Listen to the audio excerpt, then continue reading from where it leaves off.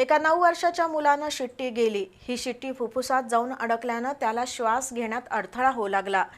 त्या मुलावर CPR मधील कान नाक घसा विभागात तातडीनं शस्त्रक्रिया झाली आणि त्याचे प्राण वाचले।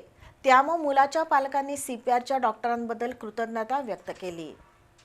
फुलेवाडीमध्ये राहणाऱ्या एका 9 वर्षीय मुलानं खेळताना चुकून शिट्टी गिळली होती। त्यानंतर त्याला श्वास घेताना त्रास होऊ लागला। त्या मुलाला CPRच्या कान नाक घसा विभागात तातडीनं दाखल केलं। डॉक्टरांनी CT स्कॅन तपासणी केल्यावर त्या मुलानं गिळलेली शिट्टी फुफ्फुसाच्या उजव्या कप्प्यात अडकल्याचं दिसून आलं।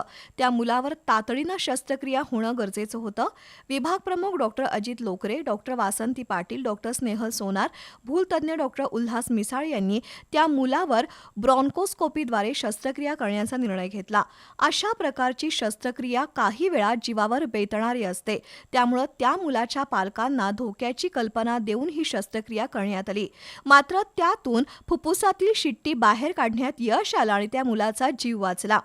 CPRच्या कान नाक घसा विभागाबद्दल मुलाच्या पालकांनी डोळे भरून कृतज्ञता व्यक्त केली।